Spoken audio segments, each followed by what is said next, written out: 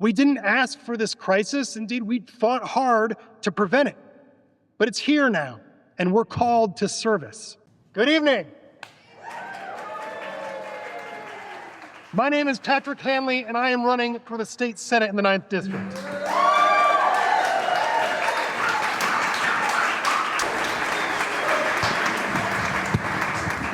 I am a son of the 9th district.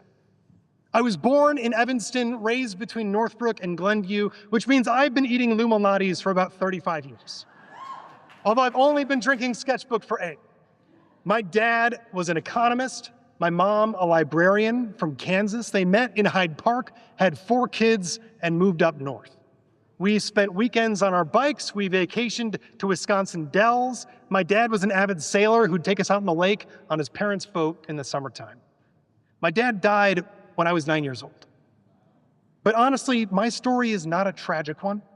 Because of a heroic mom and a community in Northbrook, a public school system, a public system of libraries and parks and safe streets, and by the way, Social Security payments and a pension and student loans.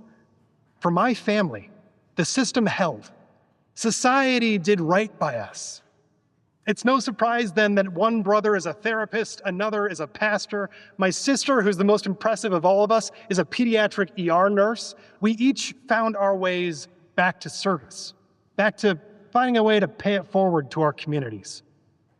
But I soon learned how for thousands of families in Illinois and too many in this district, that public system breaks down. And it breaks down because of an economy and a politics which separate us to benefit the powerful and the connected, and media and a social media which divides us and lies to us, prejudices and bigotries that have always held us apart and kept us down. And that fundamental injustice, those basic unfairnesses, they light a fire in me that has not gone out. Because like my siblings, my calling is service. My drive is to fulfill the promise of a free, fair community that does right by families like mine in their moments of need. I'm a small business owner. I am an environmental leader. I'm an organizer. I have counseled state governors and CEOs, government ministers and elected officials from state capitals to Washington, D.C. I've convened state agencies to address a once-in-a-century pandemic. I've built businesses. I've sold real things to real people. And a few years ago, I joined my amazing wife and her startup as we grew her business from 12 folks in a warehouse in Northbrook to more than 103 brick and mortar stores all over the world. But when I see injustice, I fight. I worked with local students to organize the largest demonstration for racial solidarity on the North Shore in 60 years. I fought for minimum wage and sick leave in Northbrook. I supported advocates and volunteers, helping families and migrants bust from Texas. Even now, as a candidate, I'm working with township officials and gun violence prevention advocates to make our communities a little safer. For 2 years now, I have been fighting coal power, because in 2025, we should be shuttering coal plants, not signing long-term contracts with them. And last year, I joined Jan and Tony Preckwinkle and Ben Head, who I think is stuck in flooding in the city right now, to found Operation Swing State. And we mobilized some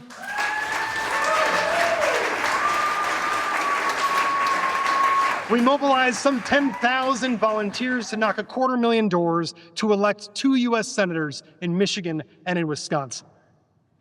But here we are now together, and we're staring into the unknown. We don't know what next year is going to bring, but we do know that now is the time for fresh faces and a renewed energy as we carry on the fight. And that's why I'm so glad and gratified to welcome and thank our graduating class of campaign fellows who introduced us tonight. Emily, Henry, Sage, Bella, William, Carly. Thank you. Thank you for your incredible work this summer. This summer, myself and the fellows have already knocked 5,000 doors, talked to residents all over the district.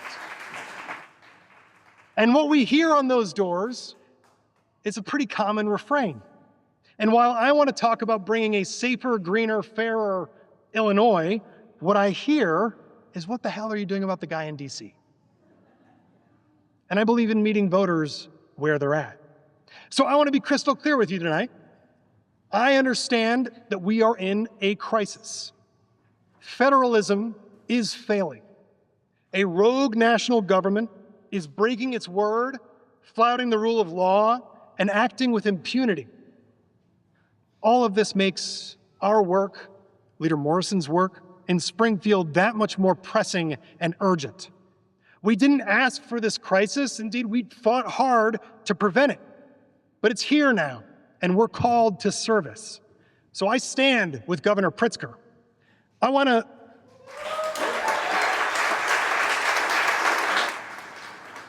unmask federal agents. I'll double down on our commitments to abortion access funding and freedoms. And if that means passing a constitutional amendment in this state, so be it. If Washington yanks health care from our most vulnerable residents, we must find ways to help them. If Medicaid cuts threaten safety net hospitals, we must keep them in service. If DC no longer sees the value in basic research or scientists, let's bring them here to Illinois. If Trump and Republican states persecute doctors and nurses or teachers or journalists or federal workers like those let go from the EPA just last week, Illinois is here to welcome them with open arms. Illinois should be a safe harbor in this country for new arrivals after arduous journeys fleeing political violence and persecution, seeking asylum in a democratic society where they can be safe. I am, of course, talking about the Texas legislators. Because when Trump orders and Texas cowers, Illinois stands, and we stand tall.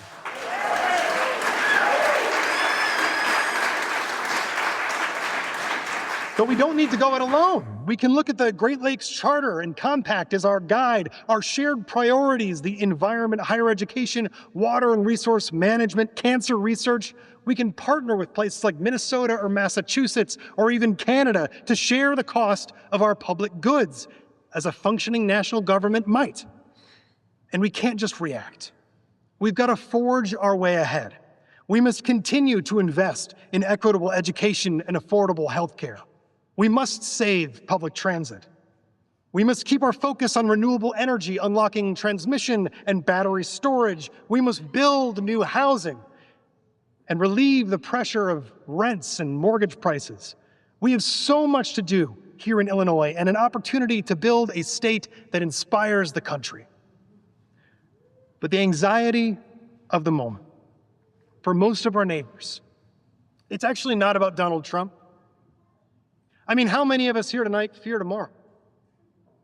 How many of us fear opening our phones and looking at the news? What new horrors, what new tweak, what new thing has been said or done? We fear a future that we don't recognize. We don't know how to imagine what artificial intelligence is going to do to work or to schools or education. We don't know what jobs to apply for, what skills to cultivate. We don't know what climate, carbon, plastics, pollution are going to do to our bodies or to the earth, or just how expensive things are going to get, or how hard parenting is going to be. That's the anxiety that comes from a world that is changing too fast, where we feel powerless, we feel isolated, and we have little to no faith in the leaders to make any sense of it at all. But there's not an easy answer. There's no clever policy. There's no slogan, no legal theory, no wand we can wave, but there is a way forward. And frankly, it's a way forward that's going to sound familiar because it's been with us for a long time. It's a practice we've drawn from more than 100 years right here in this district, from suffrage in Evanston, social justice in Skokie, civic reform in Winnetka. It's the story of organized labor. It's the story of Jan Schakowsky. The way forward is to organize.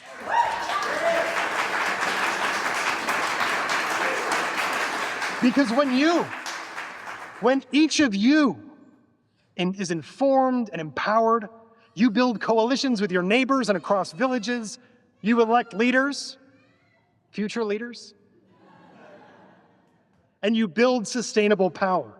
You use that power to demand civil liberties, to demand the green transition and voting reforms and better government. And you build that future that is more certain, that's more tangible, that's more fair, that's more dependable for all of us. And you light a path in the dark, even and especially when we can't quite see the dawn. And that's the story of this primary on March 17th. How many times have we asked the question, where is the Democratic Party? But the question was never where. The question is who. And you will decide who will organize and represent us in Springfield. You'll choose the faces and the voices of the Democratic Party in Illinois who are going to guide us through crises and on to safer, greener, fairer futures. You'll nominate leaders that deliver results, not just platitudes, leaders who will represent all of our communities, leaders who reject the false choices between safety and justice, between a green and affordable, between good and a growing economy. And you'll make your choice on St. Patrick's Day.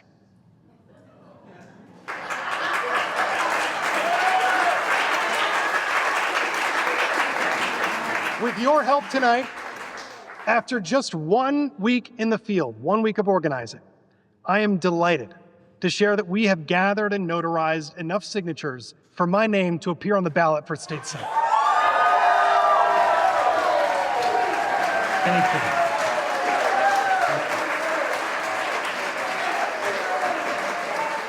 But I still need your help.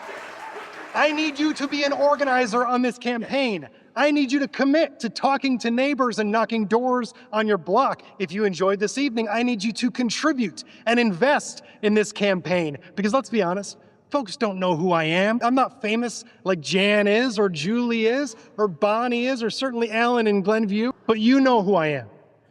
I'm a neighbor who knocks on doors. I am a small business owner who's out to meet payroll. I'm a public school graduate. I'm a husband married to an immigrant. I am a parent paying for daycare and diapers and formula. I'm a dad who worries about his 2 little boys and their future. I am a son of the district, and I still believe the best days are ahead of us. So together, we're gonna organize every ward and every village. We're gonna knock on every door of this district. And on March 17th, on St. Patrick's Day, we are going to show our neighbors what the future of our state and our party looks like when we organize and remember the strength of our power, because the future belongs to organizers, not oligarchs. The future belongs to communities, not corporations. Our future isn't to be feared, it's to be shared, and it's to be fought for.